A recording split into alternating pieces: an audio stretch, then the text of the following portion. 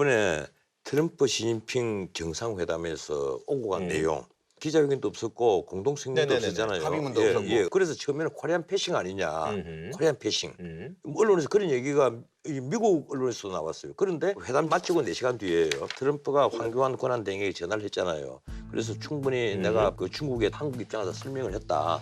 한국 입장 설명했다면 사드 문제일 거예요. 네네네. 설명했다 이제 이렇게 얘기를 했는데 그동안에 스파이스 백악관 대변인 한 얘기를 보나 지금까지 트럼프가 한 워딩으로 보나 한 얘기는 다 뻔합니다. 중국이 북한을 압박할 1차적 책임이 있는데 지금까지 중국은 늘 흉내만 냈다. 그래서 정확히 핵과 미사일에 대해 통제를 해라. 통제를 못한다면 우리가 독자적으로 행동하겠다는 거예요. 더 이상 방치를 하면 이건 대한민국이 위험한 게 아니라 미국이 위험해진다는 근데 거예요. 변호사님, 그거는 트럼프 예? 입장이고 우리 한국이 미국과 동맹관계인 것처럼 북한은 중국하고 동맹관계예요. 그런데 그러면 중국이 북한 편을 든 건 너무 당연한 거죠. 아니 그런데 문제는요. 북한이 핵과 미사일을 개발하잖아요 지금. 핵과 미사일을 개발하고 미사일은 지금 ICBM 완성 단계까지 들어갔단 말이에요. 그럼 미국으로 봐서 미치는 거죠 이게. 그리고 SLBM까지 만들어 놨는데 언제 샌프란시스코 코앞에 가서 폭 날릴지 모르잖아요.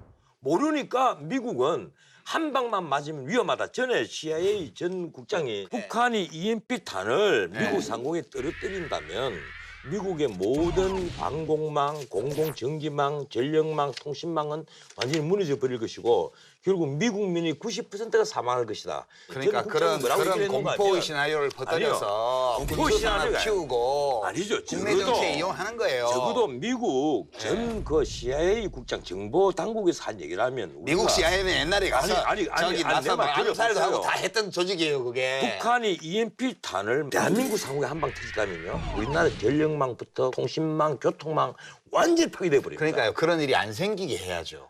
그 안 생기게 하자면 아니, 근데 지금까지 이제- 야당은 북한이 김정은에게 대화하자 퍼주고 뭐 다 해주자는 거 아니에요. 그래갖고 9년 동안 제재해갖고 뭐가 좋아졌어요? 아니 그럼 과거에 그러면 제재 안 하고 퍼졌으면 어떻게 됐습니까? 핵개발 뭘 퍼줬어요, 퍼주기는. 얼마나 많이 퍼졌어요. 아니, 뭘 많이 퍼줬다고 그래요? 아니 정상회담 한다고 당장 이명박이 더 현금만 퍼졌지. 사고 1,000만 달러 주지. 아니 근데 좀 궁금한 게요. 그렇게 공포의 시나리오를 조장해서 국민들 협박하고 이런 식의 안보를 국내 정치에 이용하는 이 우파의 전술은 이제 그만둬야 됩니다. 그거는 공포의 시나리오가 아니고요. 네. 예컨대 대화를 펴서 우리가 한 발 더 평화로 나아갈 수가 있다면 왜 대화를 안 해야 되겠어요? 당연히 대화를 해야 되겠죠. 그 대화 10년 하다가 근데 10년 그게 안 했잖아요. 아니란 말이에요. 지금. 아니 그럼 좀 궁금한 게 있는데 이번에 이제 트럼프가 어쨌든 오바마하고는 다르잖아요. 그러니까 이번에 좀 중국이 좀 이렇게 북한을 좀 이렇게 좀 압박을 가할까요? 그게 이제 좀 궁금한데요. 나는 중국이 태도를 바꿀 수 근데 있다고 어떻게 봐요. 사실 이제 그 우병우 전 민정수석이 결정이 내일 정도에 결정이 되나요?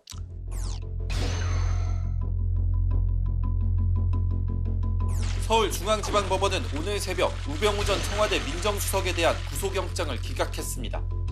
영장이 자꾸 기각되는 건 본인이 청렴해서입니까? 검찰이 의지가 없어서입니까? 청와대 민정수석으로서 권한을 남용하고 직무유기를 했다고 판단하기엔 검찰이 청구한 영장 내용이 부족했다는 겁니다. 이와 함께 우 전 수석이 장악했던 검찰 조직 등 사정기관에 대한 수사가 부족했다는 지적도 나옵니다. 검찰은 영장이 기각된 사유와 지금까지의 수사 상황을 점검해 구속영장 재청구 여부를 판단하겠다고 밝혔습니다.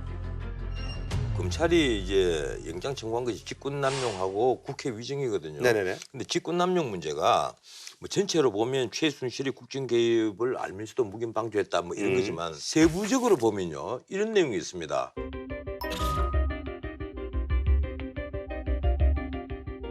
K스포츠 클럽이라는 그 최순실이가 관리했던 사업이 있답니다. 이 사업과 관련해서 작년 5월 달에 민정수석실에서 특별감찰반이 편성이 돼가고 대한체육회를 감찰을 하려 했던 모양이에요. 이게 이제 직권남용 이래 되는 거예요.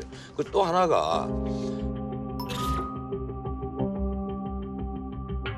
세월호 사건이 터지고 나서 검찰이 해경을 수사를 하려 네네네. 하는데 여기에 개입한 이 부적절한 언행이 있었다. 많이 보도가 됐었죠. 예. 압수수색을 가급적이면 자제해서 해야 된다. 그런 취지의 얘기를 한 사실이 있습니까? 압수수색을 해야 된다 말아야 된다가 아니라 해경적 얘기가 맞냐 틀리냐 이런 거 상황 파악만 해봤습니다. 그리고 이런 내용이 있습니다. 국정농단이 이제 언론 보도를 통해서 네네. 알려지니까 이걸 무마하기 위한 대책회의를 주도했다. 이석수 특별감찰관 예. 활동을 방해했다. 예, 그 부분도 있고 또 하나가 그 정부 인사에 부당 개입했다. 이번 영장 청구된 네네네. 내용이에요. 이게 이제 CJ ENM의 표적 조사를 거부한 공정거래위원회 인사에 그 관여했다는 거예요.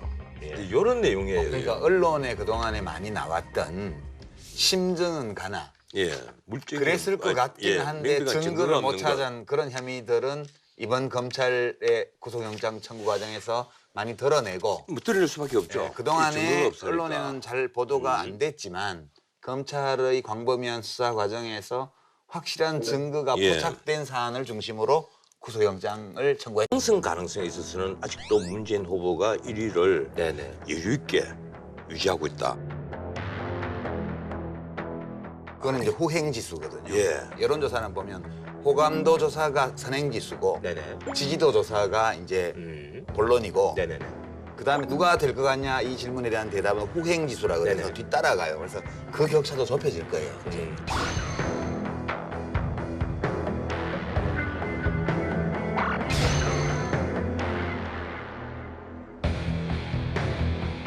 그러니까 이게 지금 이제 선거는 팽팽해졌는데 양상이 재밌어요. 네. 문재인 후보는 10% 중반 지지율에서 계속 야금야금 올려서 지금 40%뭐 이쪽 저쪽까지 네네. 지금 왔습니다.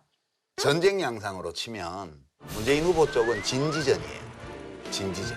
자기 참호를 가지고 있고 맘카도 만들어 놓고 그러고 계속 야금야금 넓혀온 거예요. 안철수 후보는 일종의 기동전 또는 유격전이에요. 그 진지 밖에 있는 모든 세력들을 다 모아서 지금 지지율을 만든 거거든요. 그래서 오케이. 한쪽은 진지를 구축하고 야금야금 넓혀왔고 앞으로도 그렇게 가리라고 봐요. 그러니까 뭐 기무사 출신 예비역 장교들이 또 뭐 지지선을 하고 이렇게 하듯이 정책도 뭐 구도심 개발 공약이라든가 뭐 이런 식으로 해서 정확하게 목표를 설정한 자잘한 정책 공약. 그다음에 자기네의 어떤 인적인 인재풀이 더 크다는 걸 과시하는 조처 이런 것들을 통해서 진지를 넓혀나가는 전략을 쓸 거고요. 30일 동안 안철수 후보 쪽에서는 굉장히 전략적인 메시지들을 계속 내면서 바람으로 이걸 계속 일으키고 뭉치고 이 양상으로 가서 지금 선거전이 상당히 재미나게 됐어요. 제 생각은 좀 달라요. 네네. 문재인 후보는 스스로 확장성을 제한하고 있다. 아 스스로요. 예. 이런 일련의 조치들이 그렇게는 안 보이시는군요. 지금까지 선거 전략에 있어서 나 그 참모들이 처음부터 실수를 했다. 이 적폐청산이란 말은 그런 워딩은 처음에 하문하고 말해야 되는 워딩이에요.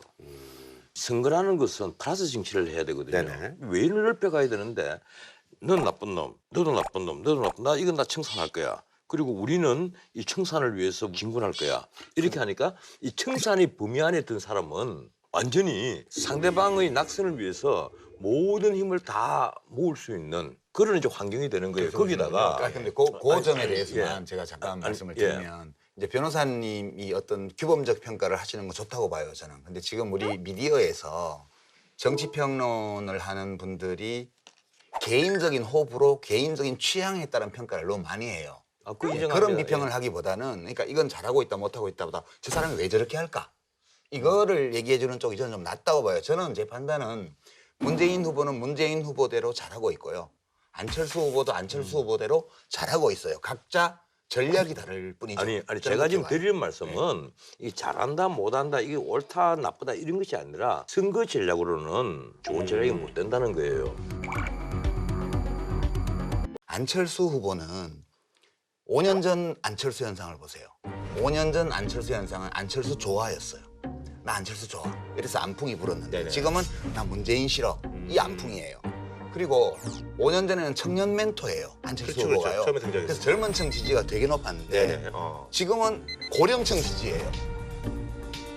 그러니까 한 정치인이 5년 사이에 그러네요, 진짜. 그 정치인을 지지하는 사회적 기반이 이렇게까지 5년 사이에 변한다는 건 매우 드문 현상인데요. 저는 안철수 후보가 제자리에 갔다고 봐요. 아하. 그분은 성공한 기업인이잖아요.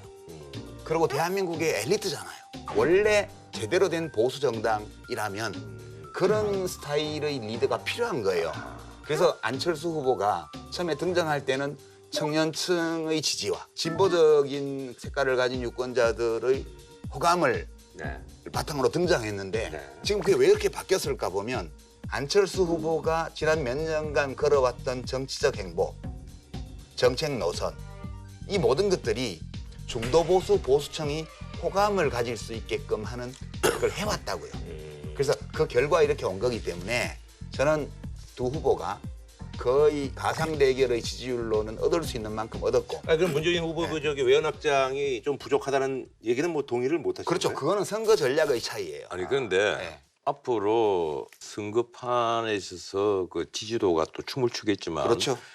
나는 문재인 후보가 잘하느냐 못하느냐에 따라서 이 지지도가 춤을 추기보다는 안철수 후보가 앞으로 어떤 워딩을 하고 어떤 행보를 하느냐에 따라서 춤을 출 가능성이 높아진다. 안철수 말씀하시군요. 후보의 그라운드가 어디입니까? 전라남도 광주잖아요. 네. 너무 이쪽으로 싹 가버리면 이쪽 지지도가 이거 봐라. 역시 안철수는 우리 편이 아니었구나. 그러면 문재인으로 가자. 뿌리가 흔들리는 거예요. 그런데 이 뿌리를 생각을 해서 안철수 후보가 또 워딩을 하고 행보를 벌이면 역시 안철수는 좌파야. 안철수는 우리 쪽이 아니야. 이제 이런 얘기가 나오는 거예요. 그래서 이 안철수 후보가 자기를 정말 잘하셔야 되네요. 쉽게 말하면 엄청난 딜레마에 빠져 있는 거다. 사실은. 그러니까요. 변호사님이 네. 너무너무 중요한 점을 지금 지적을 해주셨는데요. 지금 여론조사표를 보면 지금 현재 지지 의사를 안 밝히는 사람도 많을 뿐만 아니라 누구를 지지한다고 얘기해놓고도 뭐 하는 거 봐서 바꿀 수 있어 비율이 예전 선거보다 훨씬 높아요. 문재인 후보 진영에 비해서 안철수 후보 진영이 연합군이기 때문에 결속력이 좀 약해요. 그래서 이제 안 후보 경우에는 그게 굉장히 큰 과제가 될 거예요. 왜냐하면 앞으로 이제 정책 경쟁이 TV 토론 시작되고 하면 본격화될 텐데 대북 정책이라든가 사드 문제라든가 미국의 북한 선제 폭격론이라든가 그다음에 비정규직 문제라든가 교육 정책이라든가 이런 걸 두고 안철수 후보가 다양하게 구성되어 있는 지지층 연합군을 전반적으로 만족시키는 어떤 해법을 찾기가 만만치 않아요. 두 후보 캠프에 하나의 팁을 드리자면 지난번에 박근혜 문재인 이 혈투에 있어서는 네. 사실 진보 보수의 대결이 아니었어요. 세대간요? 근데 복지 정책 사실은 박근혜 네네네. 후보가 한 발 더 나가 버리는데 네. 말로는.